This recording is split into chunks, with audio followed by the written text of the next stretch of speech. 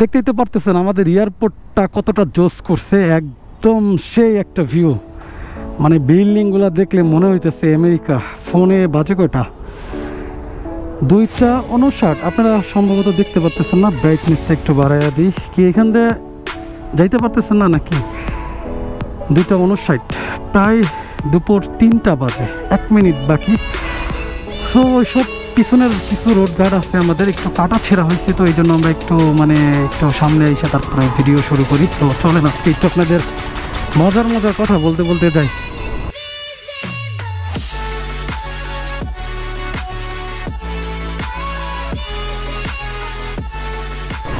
So everyone, আসসালামু আলাইকুম, welcome back to my YouTube channel Hasan ভাই ব্লগ। কেমন আছেন সবাই? ফার্স্টে একটা এয়ারপোর্টে একটু রাশ টাইনা লই। ওরে ভাই, পিছনে পুলিশের গাড়ি দেখেই তো ভয় লেগে গেছে। দুকিংয়ে একটু আসতে যাই, কারণ বলা তো যায় না, 60-র উপরে যদি উঠলে আবার ভাই দাঁড়া তারা করাইয়া হ্যারাসমেন্টের শিকার হই, তাহলে তো ঝামেলা। কারণ বাইক কিনছি আমি 400 সিসির। হ্যাঁ, নতুন বাইক যখন বেরোইছে বাংলাদেশের 400 সিসির বাইক কেনার পরে যদি আমার 30-এ চালাইতে হয় ঢাকা সিটির ভিতরে, তখন দুঃখটা কোথায় যাবে বলেন। আর যে ব্যাপারটা আজকে আপনাদের মাঝে শেয়ার করব, মানে যে ব্যাপারটা নিয়ে আর কি আজকে মাথার ভিতর ঘুরতেছিল, আপনাদের মাঝে চলে আসলাম। সো সেইটা হচ্ছে, আমরা যখন বাইক স্টার্ট করি তারপরে কি লেগে ভালো লাগে, এটা আমার কমেন্টে জানাইবেন যাদের বাইক আছে। আর এমন এমন পাবলিক আছে যে বাইক নাই কিন্তু বাইকের ব্লগসগুলো দেখেন বা বাইকের রিভিউগুলো দেখেন, বাইকের ব্যাপারের মানে বাইকের প্রাইসগুলো দেখেন, অনেক সময় জাস্টিফাই করেন অনেক কিছু যে আমি একটা বাইক ভবিষ্যতে কিনবো, বাট কোন বাইকটা সবচেয়ে ভালো, কোন ব্লগার কোন বাইক চালায় বা কোন বাইক নিয়ে কে কেমন স্যাটিসফাইড আছে, ঠিক আছে, এইসবগুলো অনেক সময় আমি যখন বাইক ছিল না তখনও কিন্তু আমার এই যে মানে ভিডিও দেখে বেড়াইতাম যে কোন বাইকটা কিনবো, কোন বাইকটা কিনবো বা কোন বাইকটা ভালো হবে। এই বাজেটের ভিতরে আমি ভবিষ্যতে এই বাজেটটা আমি অ্যারেঞ্জ করে আমি একটা বাইক কিনবো। বাইকের প্রতি এইটা একটা ভালোবাসা, সেটাই হলো মূল কথা আমার। কারণ অনেক সময় বাইক নাই, তারপরে বাইক রিভিউ দেখি, বা যাদের বাইক আছে তারা তো বুঝেন ভাই, মনটা ফ্রেশ করার জন্য বাইকটা নিয়ে একটু নদীর পাড়ে গেলে, আর লং ট্যুরের কথা বাদই দিলাম, পাহাড়ি অঞ্চল বা অন্য দিকে যাইলে যে ভালো লাগাটা কাজ করে। বিশেষ করে আমি আমার আঙ্গিনার কথাই বলি, যখন আমি বাইকটা নিয়ে যদি আমি একটু দিয়াবাড়ি যাই, ভালো একটা জায়গা, একটু কাওলার দিকে যাই, আশিয়ান সিটির দিকে যাই, বা একটু 300 ফিটের দিকে যাই, আমার কিন্তু আসলে অন্যরকম ভালো লাগা কাজ করে, বা অন্য একটা দুনিয়াতে চলে আসছি এরকম ব্যাপার সেপার লাগে। কারণটা কি, এই বামের বিআরটিসি এগুলোর একটু ভাই লোকাল বাসগুলো একটু পার করি, কারণ এরা একটু যাত্রীর জন্য মানে অবস্থা খারাপ করে দেয়। এই গরম লাগতেছে মনে হয়, ঘাইমে গেছি। বাইকে থাকলে তো বাতাস লাগে, আচ্ছা এই ব্যাপারটা আমি বুঝলাম না, বাইকে থাকলে বাতাস লাগে কিন্তু বাইক থেকে নামার পরে এতটা গরম লাগে আর এত ঘাইমা যায়, কারণটা কি বলেন তো? কারণ হচ্ছে এই যে মানে জোর করে বাতাস খাইতেছি আমরা, এক কথায় এইটার জন্য। গাড়িতে একটা শব্দ করছিল, ওই বাসটার পাশে থাকলে শব্দ করছে, বাসটা ক্রস করার পরে আর কি ওই শব্দটা করে না, এই জন্য টেস্ট করলাম আমার বাইকের কি কোনো প্রবলেম শুরু হয়ে গেল নাকি ফুয়েল শেষ। আমি একটু দেখি তো, গাড়ি টানতে চাইতেছে না, কারণ কি হইতে পারে আমি অনেক দিন ধরে অকটেন ভরি না, ব্যাপার না। সামনে আমাদের খিলখ্যাত সেই সুনামধন্য সিএনজি পাম্প আছে। ব্যাপারটা কি, ও গাড়ির মানে কখনো যদি ফ্লাইওভারে আমরা যাতায়াত করি বা ফ্লাইওভারে রান করি, পাশে দেখি যে অনেকগুলা থাকে, যে প্লাস্টিকের কি যেন থাকে, এইগুলার পাশ দিয়ে যখন সাঁ করে টানি তখন কিন্তু একটা অন্যরকম শব্দ হয়। ওই শব্দটাই হয়েছে, গাড়ির কোনো শব্দ হয় নাই। যাক, একটা বাম সাইডে আমি মেন রোডে একটু দাঁড়াইলাম, আমি একটু ফুয়েলটা টেস্ট করব। ওরে ভাই, এই জন্যই তো বলি গাড়ি এরকম করতেছে কেন। একটু ফ্ল্যাশ লাইটটা ধরি, কারণ এইটা আপনাদেরকে একটু বলি, আমার মিটারে কয়দাক ফুয়েল আছে, এটা একটু মাঝে মাঝে আর কি প্রবলেম করে, মিটারে প্রবলেম।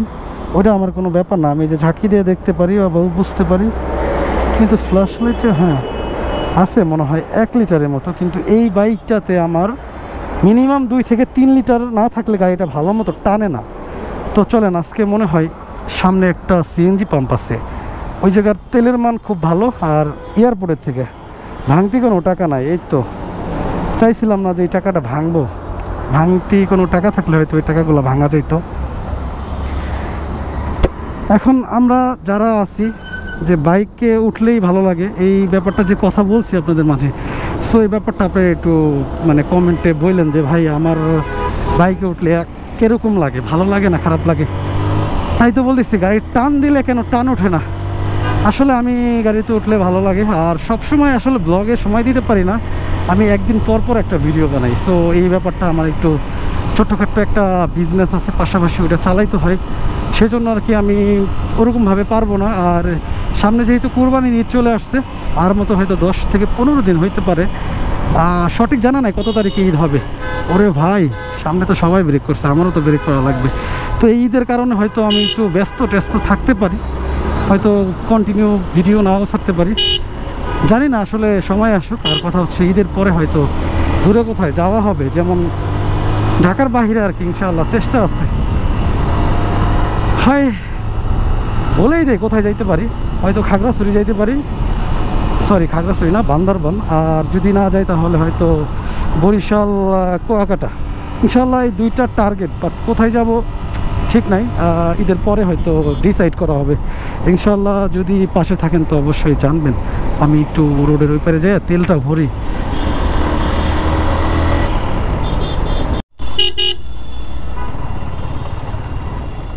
এইখানে না সব জায়গায় জ্যাম, কিছু করার নাই, কপালটা একটু খারাপ। সো ক্যামেরাটা একটু অফ করি, যেহেতু সিরিয়াল আছে সিরিয়ালটা শেষ করি। আর এখানে ফুয়েলটা ভালো। আর ফুয়েল স্টেশনের নামটা বলি, Nikunja model service centre and CNG fillings station. তো আগে তেলটা নেই না, তারপরে আবার আসি ব্লগে।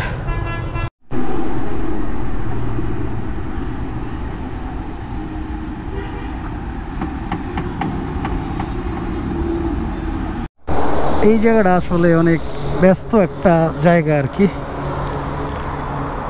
ও ক্যামেরা ওপেন, ঠিক আছে, সব ঠিকঠাক আছে। এই গাছটা দেখছেন কি অবস্থা?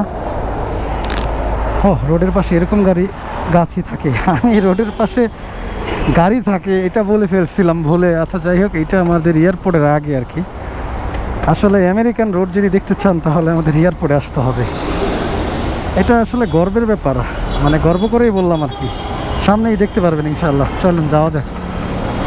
আর এবারকার মোবিলটা মনে হয় আমার ভালো পড়ে নাই, যেহেতু আমি কুমিল্লাতে চেঞ্জ করছিলাম মোবিলটা, হয়তো কোনো কপি মোবিল পড়ে গেছে, চেঞ্জ করতে হবে। মোটর 7100টা ভরবো ইনশাআল্লাহ সামনে।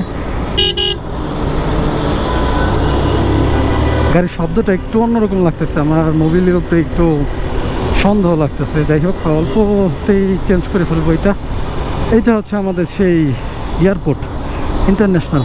আর কথা হচ্ছে বাম পাশে প্রচুর পানি, ওইখানে গেলে আর কি সমুদ্রের ফিলটা নেওয়া যাইতো। এই যে যাক, আস্তে করে আমি কেটে পড়লাম। আর যেহেতু ভিডিওটা কমপ্লিট আমার অনেক বড় হয়ে যাবে, আর বিদায় নিয়ে ফেলবো। আর আমি বেশিরভাগ এই রোডেই ক্লোজ করি অনেক সময় ভিডিও, যখন এদিকে যাই আর কি, বনানীর দিকে যাই, তখন আর কি এইখান থেকে শেষ করা হয়।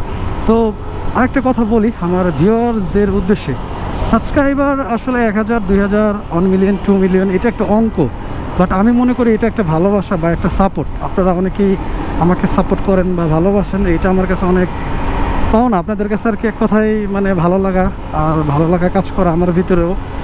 সো ভিডিওটা আমাকে সাপোর্ট করবেন আর আমার ভিডিওটা কন্টিনিউ দেখবেন ইনশাআল্লাহ। আর ভালো থাকবেন সবাই। তো ভিডিওটা থেকে বিদায় নিয়ে ফেলি। তো ভালো থাকবেন সবাই, আবারও দেখা হবে, কথা হবে, সাক্ষাৎ হবে নতুন কোনো ভিডিওতে। তো ভালো থাকবেন সবাই, আসসালামু আলাইকুম।